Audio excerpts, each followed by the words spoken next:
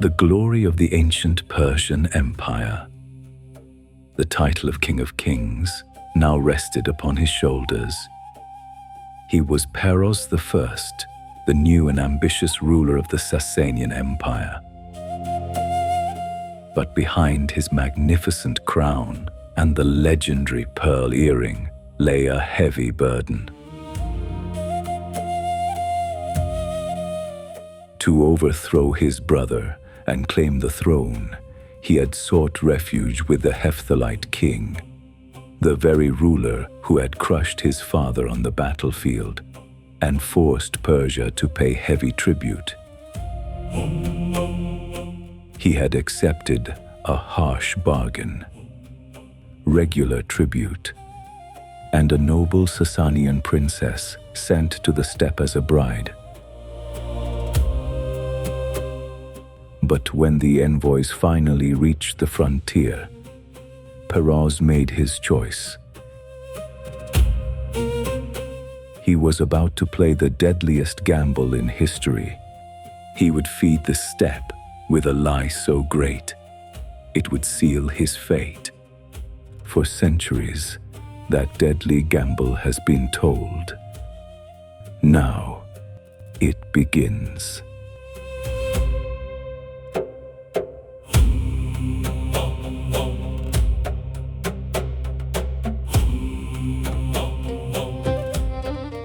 After the death of his father, Yazdegerd II, Peroz lost the Sasanian throne to his brother.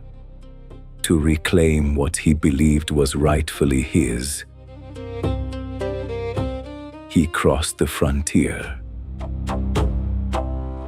He sought refuge with the very enemy who had inflicted his father's greatest defeat on the battlefield and forced Persia to pay heavy tribute. Peroz said whatever he had to convince the Hephthalite Khagan the throne his brother had seized rightfully belonged to him, and it was his brother who had become a tyrant to their people. Aksungur did not immediately believe the prince standing before him. He placed Peroz somewhere safe until he reached a decision. For days, he gathered reports. He listened to his advisors. Only then did he make his choice. Turning to Peroz, he said, "God does not favor tyrants. I will give you my army so that you may reclaim your throne." And he kept his word. He placed thousands of Hephthalite horsemen under Peroz's command. With the support of that nomadic army, Peroz overthrew his brother and became King of Kings. But justice on the steppe was never free. The price of the throne was several settlements, heavy annual tribute, and the promise of a noble Sasanian bride. In return for that help, Peroz sealed an agreement never to cross the frontier, the Oxus River, again.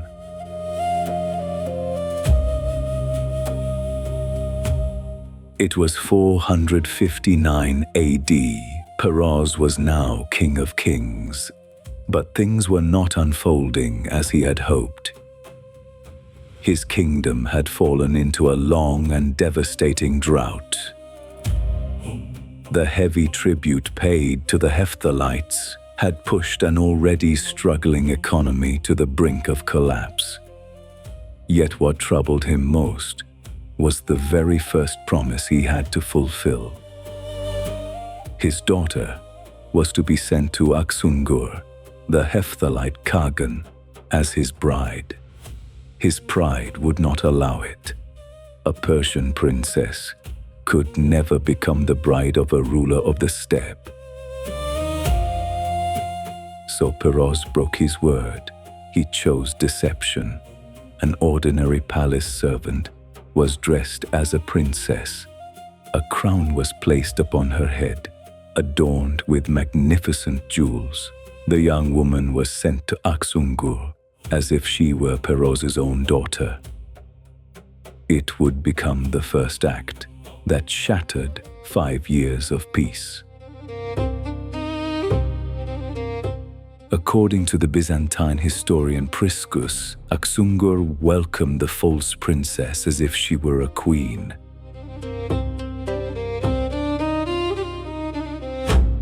That honorable welcome weighed heavily on the young woman's conscience. She knew that if the truth were revealed, Aksungur would surely have her executed. At last, fear overcame her.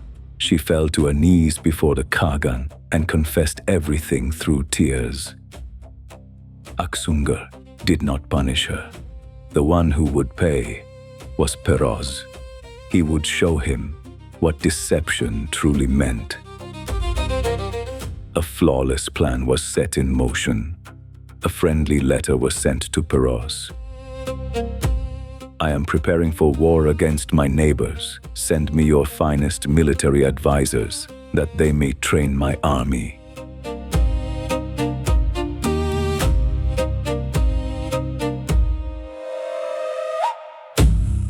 Peroz never realized his deception had been uncovered. Relieved, he sent 300 of the Sasanian Empire's finest noble commanders to Aksungur. 300 noblemen, the very night they reached the frontier. Aksungur hurled Peroz's letter back into their faces. Right there, most of them were killed. The survivors were castrated and sent home to tell Peroz the price of his deception.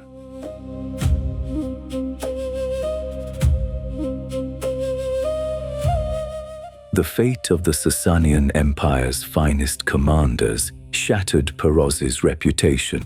He forgot the tribute he still owed and the sacred oath never to cross the frontier. Consumed by rage, he gathered his army and marched into Hephthalite territory. But the two armies never met. When news arrived that his vassal states had rebelled, he turned back and crushed the uprising. After securing several victories, his eyes once again turned toward the lands of the Hephthalites. For 10 long years, his anger continued to grow. The repeated warnings of his nobles and his priests.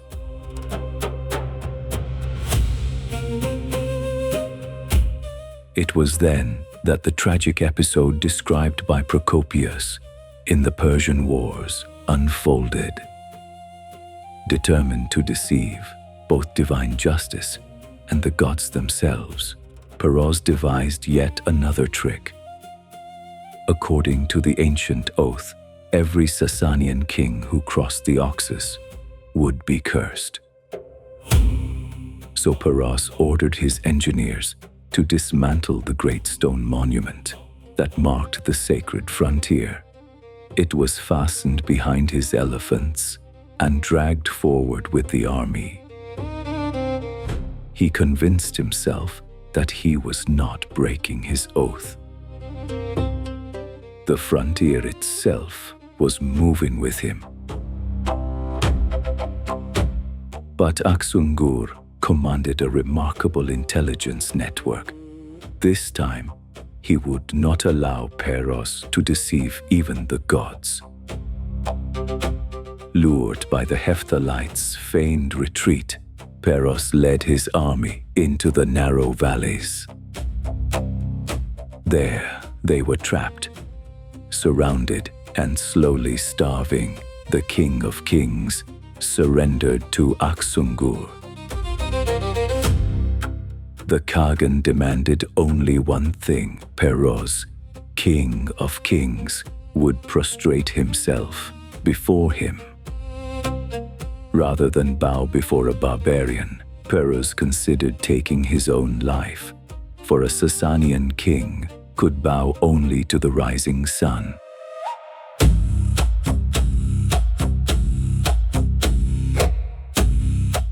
At that critical moment, the Zoroastrian priest beside him whispered, "My king, wait until dawn. When you kneel, turn your face toward the sacred sun rising behind the Kagan. Then it is not before Aksungur that you bow, but before the sun itself." At dawn, Peroz fell to the ground. He believed he had escaped by deceiving even the sun, but Aksungur had learned of the plan beforehand. The Kagan merely smiled and ordered his throne to be placed directly in the path of the rising sun. Peroz believed he was bowing to the sun, but the immense shadow of Aksungur fell across the prostrate king. History would remember not the intention behind Peroz's bow, but the man before whom he bowed. From that day on, it was no longer about frontiers, it was about honor. Spared and released, Peroz returned to his palace, but the hatred and ambition within him only grew stronger. He had not only lost more settlements, he had also been forced to leave his son, Kavad, as a hostage among the Hephthalites until the tribute he owed was paid. First, he ransomed his son with taxes collected from his own people. Then, he searched for a way to restore his wounded pride. Rebellions in Armenia delayed his revenge for several more years. 7 years after bowing before Aksungur, he believed he was finally ready. He was the King of Kings, a ruler before whom countless kingdoms had bowed. By crushing Aksungur, he would reclaim both his honor and his treasury. Once again, he ignored every warning. With a vast army, he marched toward the frontier. His sword would spare neither man nor woman. But this time, the greatest deception belonged to Aksungur. Behind the battlefield, trenches of enormous depth, stretching across the width of entire armies, had been dug. They were concealed beneath branches and earth. Once again, the Hephthalite cavalry feigned retreat, drawing the Sasanian army toward the deadly trap. Blinded by vengeance, Peroz urged his horse forward.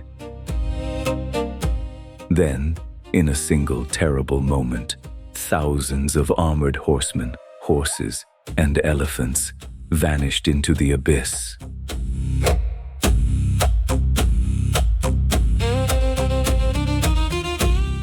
Peroz himself fell into those deep trenches with all of his children, except for his only son, the very son he had once struggled to rescue from Hephthalites captivity. As the weight of his collapsing army buried him, he knew he was about to die. Then his thoughts turned to the legendary pearl that shimmered from his right ear. Legend tells that the world's most perfect pearl had been brought up from the depths of the sea by a fisherman who paid for it with his life. That extraordinary pearl had been presented to Peroz and had become the very symbol of his kingship. To lose it was to surrender, the soul of the empire, and the honor of his crown. For Peroz, that pearl had become the final price of his pride. The thought that Aksungur, or even an ordinary Hun warrior, might tear that sacred pearl from his ear was more unbearable than death itself.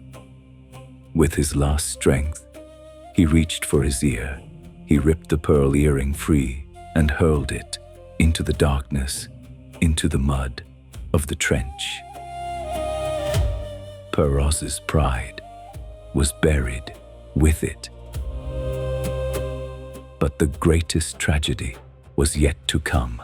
Among those taken prisoner were his wife, his only surviving son, Kavad, and the daughter he had once believed was too noble to become Aksungur's bride.